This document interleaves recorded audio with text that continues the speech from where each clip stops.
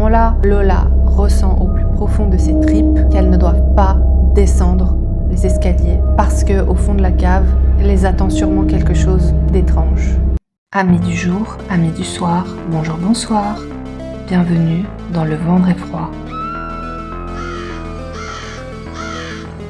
Aujourd'hui, je vais vous raconter 2 traits d'horreur qui ont un lien avec le royaume des ombres. Je sais plus dans quelle série c'était ce truc du royaume des ombres.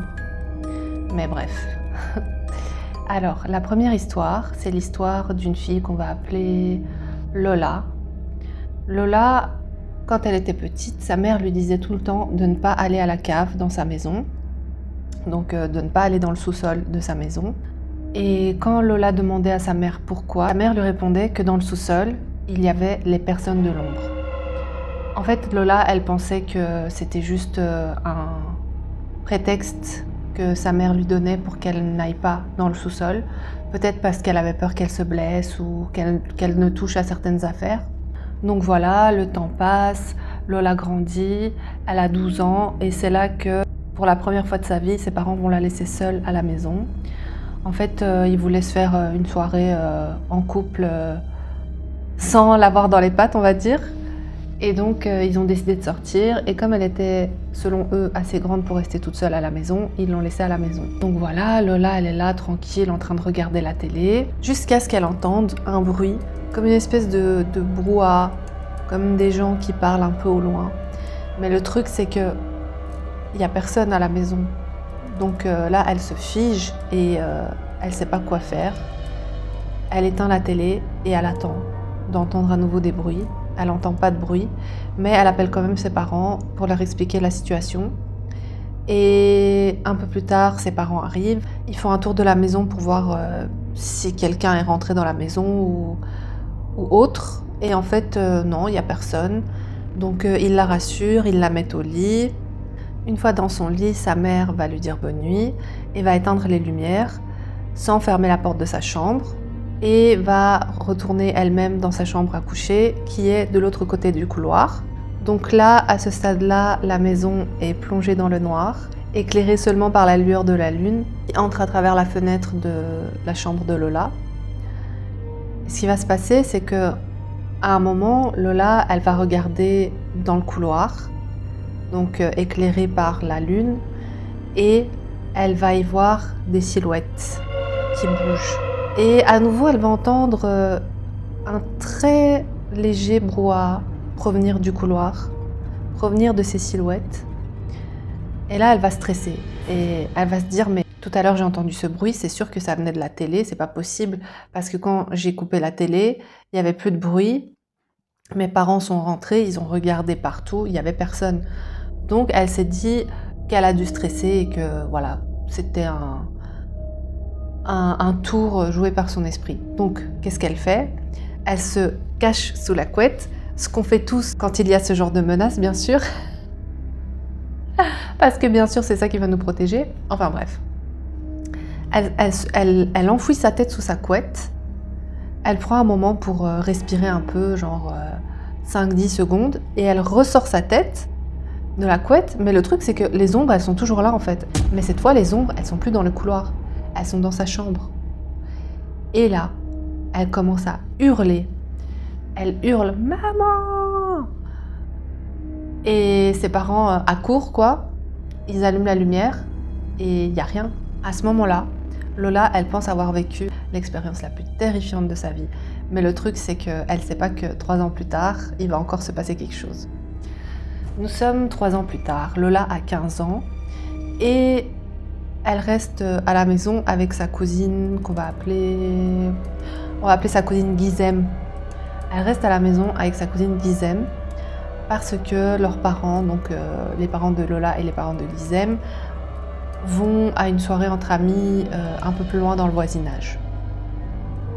Donc les 2 jeunes filles restent à la maison toutes seules, elles ont grandi ensemble, elles se connaissent bien, elles ont à peu près le même âge. Donc ce qu'elles font, c'est qu'elles ont décidé de se faire une petite soirée entre filles, tu vois, soirée pyjama, on se fait du make-up, on se fait les ongles, nanani nanana, on se raconte les derniers potins, blablabla. Donc elles sont là, tranquilles, en train d'écouter de la musique, en train de se raconter leur vie. Elles sont dans la chambre de Lola à l'étage. les parents sont partis, les parents sont censés être partis et elles entendent un bruit qui provient du rez-de-chaussée. Ce bruit, c'est comme des gens qui parlent et elles coupent la musique, elles se regardent et elles se disent mais les parents ils étaient pas déjà partis il y a genre 1 heure. Et donc ce qu'elles font, c'est qu'elles descendent les escaliers pour voir si leurs parents sont toujours là, puisqu'il y a du bruit qui provient du rez-de-chaussée. Donc logiquement, elles pensent que c'est leurs parents, quoi. Peut-être qu'ils sont rentrés parce qu'ils ont oublié quelque chose, ou je sais pas. Donc elles descendent, et en fait là, dans le rez-de-chaussée, elles voient que il y a rien, il y a personne. Et elles se rendent compte que en fait, les bruits ne provenaient pas vraiment du rez-de-chaussée, mais plutôt de la cave, dont la porte est fermée. Et à ce moment-là, Lola se rappelle de cette expérience qu'elle a vécue quand elle avait 12 ans. Et Guizem avait aussi entendu parler de cette histoire. Et elle dit à sa cousine, écoute, là on va aller voir ce qui se passe dans cette cave. Je veux en avoir le cœur net, je veux savoir ce qui se passe dans cette cave. Lola lui attrape le bras, la supplie de ne pas rentrer. Elle lui dit, non, on sait pas ce qu'il y a, c'est trop dangereux. S'il te plaît, je t'en supplie, Guizem, fais pas ça. Mais bon, Guizem... un peu plus courageuse, ou on va dire plus inconsciente que sa cousine, va ouvrir la porte de la cave. Les bruits de paroles qu'elles entendaient depuis tout à l'heure cessent au moment où Guizem ouvre la porte de la cave. Il y a un silence complet. Et au même moment, un vent glacial les frappe de plein fouet, provenant de la cave. À ce moment-là, Lola ressent au plus profond de ses tripes qu'elles ne doivent pas descendre les escaliers, parce qu'au fond de la cave, les attend sûrement quelque chose d'étrange.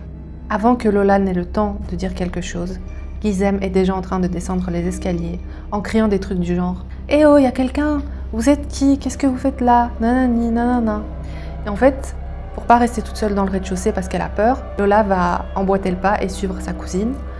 Et au moment où elle traverse le seuil de la porte claque derrière elle, les enfermant dans la cave. Quelques secondes après, c'est au tour des lumières de s'éteindre, les plongeant toutes les deux dans l'obscurité la plus totale, mis à part les lueurs de la pleine lune qui passent à travers la petite fenêtre qui mène vers la rue. À un moment, Lola va entendre sa cousine crier. Avec les lueurs de la lune, les deux cousines aperçoivent des ombres qui commencent à apparaître sur les murs. Et là, elles vont paniquer, elles vont commencer à hurler, à pleurer, elles vont courir vers la porte, elles vont remonter les escaliers, courir vers la porte, taper sur la porte, supplier « S'il vous plaît, ouvrez-moi, ouvrez-moi » Et là, la porte va s'ouvrir. J'essaie de faire le truc en mode sérieux, mais il y a mon chat qui me fait rire. La porte va s'ouvrir. De l'autre côté, on va voir les parents de Lola et les parents de la cousine de Lola. Et les deux filles vont éclater en sanglots, courir dans les bras de leurs parents et dire ouais, on a entendu des bruits en bas, donc on est descendu et en fait, il y avait des ombres sur le mur et tout. Et là, les parents de Lola, ils vont se regarder entre eux. Ils vont juste rien dire et consoler les filles. Et puis voilà, et puis tout le monde va rentrer chez soi. Et le soir, la mère de Lola va venir lui parler dans sa chambre et va lui dire « Mais Lola, pourquoi t'es descendue en bas en fait ?» Et Lola va lui dire « Mais maman, pourquoi tu m'as jamais dit qu'il y avait des ombres dans la cave en fait ?» Et sa mère va lui dire « Mais si, je t'ai toujours dit qu'il y avait des ombres dans la cave. » Et sans plus en fait. Elle va pas donner plus d'explications. Et même des années plus tard, ils vont plus jamais reparler de cette histoire. Ni elle, ni ses parents, ni Guizem ou les parents de Guizem. Et voilà. Ils vont déménager quelques années plus tard et Lola va toujours avoir ce truc en tête, cette question en tête de « Mais en fait, ces ombres, c'était qui ? Qu'est-ce qu'ils faisaient chez nous ? Pourquoi mes parents n'ont jamais abordé le sujet plus en profondeur, quoi ? Ils ont juste dit « Ne va pas dans cette cave ». Donc voilà, ça c'est pour la première histoire. Je sais pas trop quoi en penser honnêtement. Peut-être que c'est des parents, je me dis, qui croient au surnaturel et que... Voilà, s'il se passait des trucs comme ça chez eux, peut-être qu'ils savaient pas trop quoi faire, quoi, et qu'ils ont juste attendu de déménager. Après, je me dis, s'il y a vraiment cette histoire d'ombre dans la maison, pourquoi les parents laissaient leurs enfants tout seuls dans la maison, tu vois? Vu qu'à chaque fois que Lola se retrouvait seule à la maison, il y avait un problème avec ces ombres. Pourquoi les parents les ont laissés seuls? Peut-être que les parents eux-mêmes avaient déjà assisté à des phénomènes paranormaux chez eux, mais que quand ils voyaient qu'il ne se passait plus rien, ils se disaient « Ok, c'est fini » et qu'ils oubliaient peut-être et que c'est vrai qu'ils ne pouvaient pas se dire tout le temps on peut jamais laisser Lola toute seule, quoi. Parce qu'à 15 ans, tu peux rester toute seule à la maison, quoi. Ça, c'était pour la première histoire. La deuxième histoire, c'est une histoire un peu plus longue et c'est une histoire, je vais pas vous mentir, elle m'a fait super peur. Moi, je crois pas à ces trucs-là. Je vous l'ai dit plein de fois, d'accord? Je crois pas à ces trucs-là. Mais je sais pas pourquoi c'est hier que j'ai lu cette histoire sur Reddit. Et en fait, je sais pas, peut-être parce que j'avais eu une journée un peu plus difficile, j'étais un peu plus à fleur de peau ou je sais pas. Le soir, j'ai stressé, le soir, j'ai angoissé quand je suis partie me coucher. Genre, j'ai dû rallumer la lumière et tout. Mais après, je l'ai quand même éteinte, je me suis fait une raison. Bref, allez, on entre dans l'histoire. Cette histoire, c'est l'histoire d'une jeune femme de ménage qu'on va appeler... Je sais pas comment on va l'appeler. J'ai réfléchi à des noms. On va l'appeler Rose... Non, Rosa. J'ai déjà dit Rosa dans mes histoires. On va l'appeler Alvina. Je sais pas pourquoi, je sais pas d'où ça vient. Je viens d'inventer ce nom. Je pense que ça existe déjà, mais bref. Alvina, c'est une jeune femme de ménage qui travaille surtout dans les résidences de personnes très riches. Pour cette histoire, Alvina elle a un contrat avec des propriétaires, donc un monsieur et une madame qu'on va appeler monsieur et madame Blancassé. On va les appeler comme ça.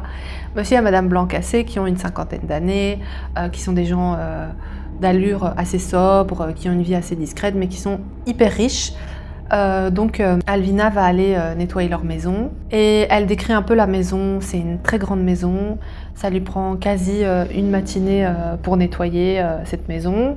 Et une des règles que monsieur et madame Blancassé lui ont données, c'est que elle doit nettoyer toute la maison, mais elle ne doit pas nettoyer la chambre de la maman de monsieur Blancassé qui se trouve à l'étage, donc au premier étage.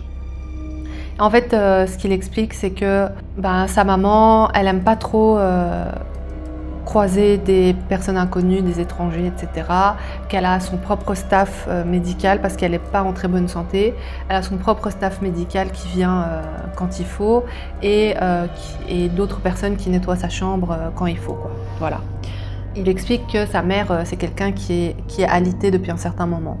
Donc Alvina dit ok, qu'elle comprend, que c'est pas inhabituel pour elle en fait ce genre de règles. Donc voilà, elle commence son travail. Mais le truc c'est que Alvina en fait, en passant dans le couloir du premier pour aller nettoyer, que ce soit la chambre d'amis ou la bibliothèque, etc. En fait, elle passe quand même tout le temps devant la chambre de cette vieille dame. Et ce qu'elle remarque, c'est que en passant, parfois elle voit que la porte qui était fermée est ouverte. Et le truc, c'est que elle n'a pas vu entre-temps quelqu'un monter ou descendre en fait. Donc elle comprend pas trop comment ça se fait que la porte s'ouvre et se ferme comme ça, presque d'elle-même, quoi. Mais bon, elle se dit peut-être qu'il y a des gens qui sont passés pendant que j'étais en train de nettoyer dans telle ou telle pièce et que je les ai pas entendus, ou etc. Voilà, une semaine passe, 2 semaines passent. Et pendant la 2e semaine, un jour, elle est en train de passer l'aspirateur dans le couloir du premier étage. À ce moment-là, elle voit que la vieille dame est là, en train de la regarder, debout sur le seuil de la porte de sa chambre. C'est une dame assez âgée, assez mince, qui a des longs cheveux blancs. Elle est en pyjama. En fait, elle la regarde fixement, sans rien dire. Et là, Lola... Attends, elle s'appelait quand même ma protagoniste. Et là, Alvina la regarde un peu décontenancée parce que la femme la regarde comme ça, sans rien dire.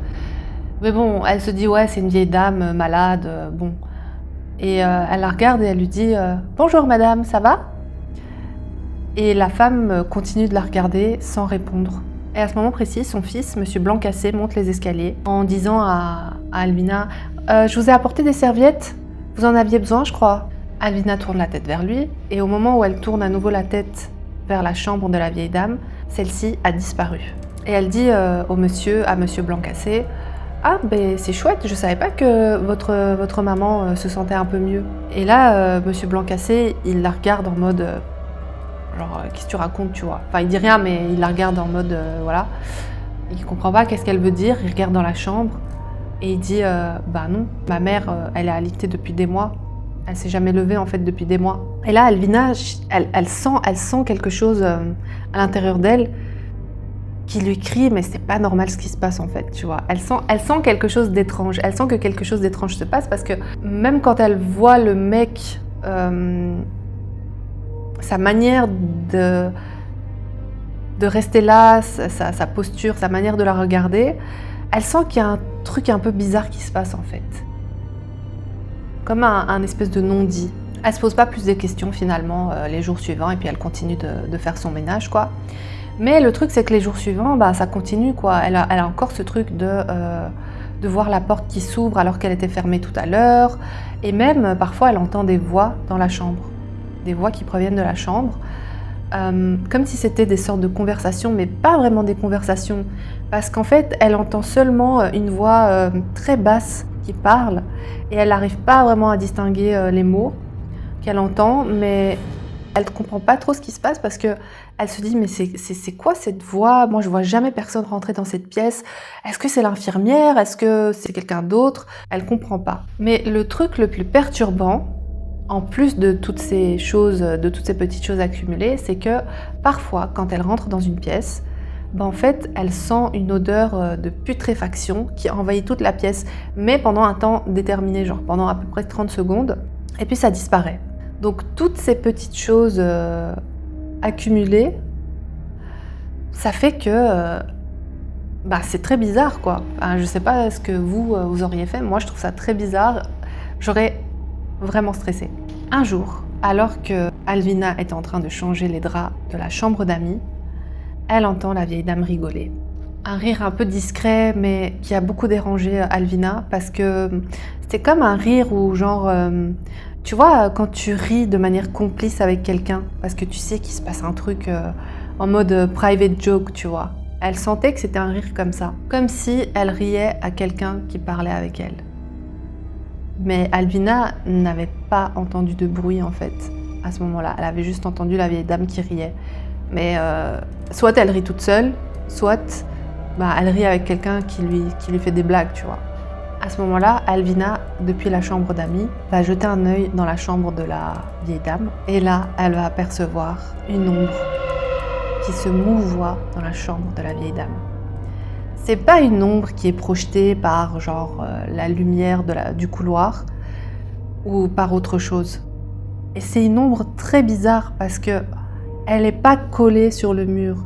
Elle est beaucoup trop proche du lit de la vieille dame pour être une ombre en fait. C'est quasi une espèce de silhouette sombre qui bouge autour du lit de la vieille dame. Alvina, elle comprend pas, elle n'arrive pas à donner un sens à ce qu'elle voit. Donc ce qu'elle décide de faire, c'est que elle descend en bas, dans la cuisine, pour faire son ménage dans la cuisine et pour reprendre ses esprits. Après quelques temps, elle reprend ses esprits et elle remonte à l'étage pour terminer les tâches qu'elle avait à faire. Et cette journée va se terminer comme ça, mais le truc c'est que elle se rend compte que les propriétaires ne parlent pas vraiment de la vieille dame quand ils discutent ensemble, etc. Tout ce qu'ils disent, c'est des trucs du genre « cette nuit, elle a mal dormi » ou « l'infirmière est arrivée plus tôt aujourd'hui », etc. Elle sent qu'il y a un espèce de non-dit qui plane dans cette maison et elle se dit qu'ils évitent vraiment volontairement le sujet en fait. Mais bon, elle est juste la femme de ménage qui vient nettoyer là, elle a rien à dire, mais bon. Elle est en même temps témoin de ces phénomènes bizarres et en même temps, personne n'en parle quoi. Et en fait, Alvina, elle a juste décidé de passer dans ce couloir, devant cette chambre, sans y jeter de coup d'œil. Vraiment, elle s'est dit, je vais faire mon travail et je vais juste passer en coup de vent, sans me concentrer sur cette pièce, parce que voilà, il s'y passe ce qui s'y passe, mais bon, je sais pas ce qui s'y passe, moi ça me stresse, donc je vais juste faire mon job et puis voilà quoi. Donc voilà, un jour elle est là, et encore une fois la porte est fermée pendant qu'elle passe devant, et elle va nettoyer la bibliothèque, et elle sort la poubelle de la bibliothèque, et en sortant la poubelle, donc elle doit passer dans le couloir pour descendre la poubelle en bas, et en passant dans le couloir, elle voit que la porte de la chambre de la vieille dame est ouverte, et que la vieille dame est couchée dans son lit en train de regarder le plafond. C'est juste son œil qui va vers la chambre parce que la porte était fermée et qu'elle est ouverte et que voilà, naturellement son œil va dans cette direction. Et en fait, encore une fois, elle se fige et elle ne peut pas s'empêcher de regarder à l'intérieur parce que elle distingue encore un truc super bizarre. Derrière le lit, dans un coin sombre de la pièce, elle distingue une silhouette sombre. Elle n'arrive pas à voir un visage, mais elle voit qu'il y a quelque chose dans ce coin-là. Parce que cette forme sombre et obscure contraste avec les couleurs du papier peint bleu clair de la chambre. Elle regarde ce truc, elle n'arrive pas à savoir ce que c'est. Et la vieille dame, qui regardait le plafond, sans tourner la tête, va tourner son regard vers Alvina. Et à ce moment-là, Alvina va entendre un murmure qui provient de ce coin sombre du mur, à côté du lit. Ne fais pas ça. Là, Alvina, elle laisse tomber sa poubelle. Et au moment où elle se baisse pour ramasser la poubelle, elle voit Madame Blancasset qui monte les escaliers à la hâte et qui demande à Alvina « Est-ce que ça va ?» Et Alvina lui dit « Ben oui », parce qu'elle savait pas trop quoi répondre en fait, vu que personne parle de ce qui se passe dans cette chambre, voilà. Et que c'est un peu bizarre ce qu'elle a vu. Elle-même, elle n'arrive pas encore à donner de sens à ce qu'elle vient de voir. Elle est sous le coup de l'émotion. Et tout ce qu'elle trouve à dire, c'est « oui ».